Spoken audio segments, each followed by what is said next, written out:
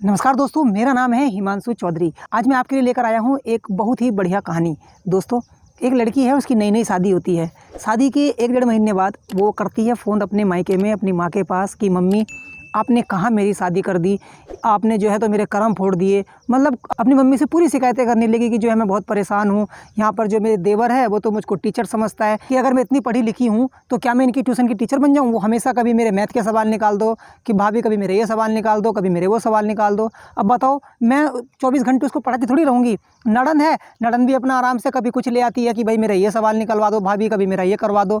तो मम्मी मैं तो बहुत परेशान हो गई हूँ, ये देवर भी मुझको ऐसा मिल गया है, नड़न भी ऐसी मिल गई है, दोनों मेरे पीछे पड़े रहते हैं कि मुझे पढ़ा दो, मेरा ये काम करवा दो हैं। और पापा जी हैं वो तो अपना अलग से कि बेटा कि बहू कभी ये बना दो, कभी खाने में वो बना दो, अलग फरमाइश है कि मेरी कोई ज़िंदगी नहीं रही है। मैं अपने घर में आराम से रहती थी और यहाँ पर आकर तो ये लोग मुझे नौकर समझते हैं, कोई मुझे टीचर समझता है, कोई कुछ समझता है।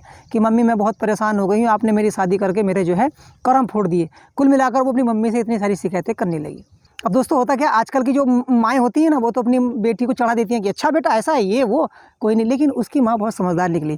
उसने कहा कि बेटा वो सब तेरा ख्याल रखते हैं, तुझसे प्यार करते हैं, तुझे तेरी फ़िक्र करते हैं, इसीलिए अपना समझकर तुझसे सब चीज़ें कहते हैं कि नहीं मम्मी मुझे वो कोई प्यार वार नहीं करते, कोई मेरी उनको फ़िक्र नहीं है और वो तो सब बस केवल नौकरी समझते हैं, वो मेरी कोई परवाह नहीं करते।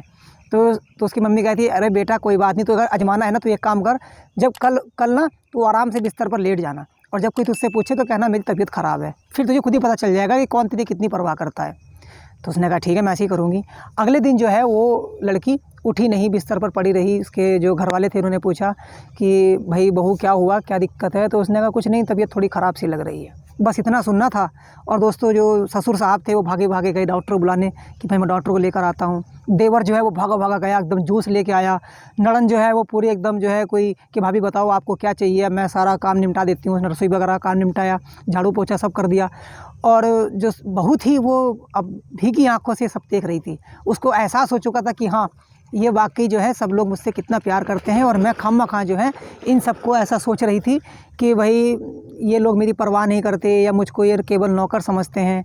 तो उसको उस दिन समझ में आ गया उस बहू को कि हाँ परिवार के साथ हम जितना जुड़ के रहेंगे उतना फ़ायदे में रहेंगे, उतना खुश रहेंगे। यदि हम यही सोचेंगे कि यार ये लोग तो मतलब मुझे, अरे दोस्तों जो नई नई शादी होती है एक बेटी की, वो अपने ससुराल में जाती है तो वहाँ उसको एडजस्ट करने में थोड़ा समय लगता है और उसको एडजस्ट करने के लिए ना वो सब चीज़ों से सबको घुल मिल के साथ रहना पड़ता है, सबको समझना पड़ता है, उस चीज़ में समय लगता है। लेकिन आजकल जो लड़कियां हैं बस समझती वगैरह कुछ नहीं है, तुरंत शिकायत कर देती है अपनी मम्मी के पास और उनकी मम्मी भी उसी की बात सुनती है कि बेटा ये कर वो कर। तो इन चीज़ों से दोस्तों रिश्ते ख़राब हो रहे हैं। लेकिन यदि हम समझदारी के साथ सबको अपना समझ के अपना बना के रहेंगे तो कोई घर में कोई समस्या कभी आने वाली ही नहीं है और वो बेटी ससुराल में कभी दुखी नहीं रह सकती, ये मेरी गारंटी है। तो दोस्तों आज की वीडियो, आज की कहानी आपको कैसी लगी कमेंट करके अवश्य बताइएगा।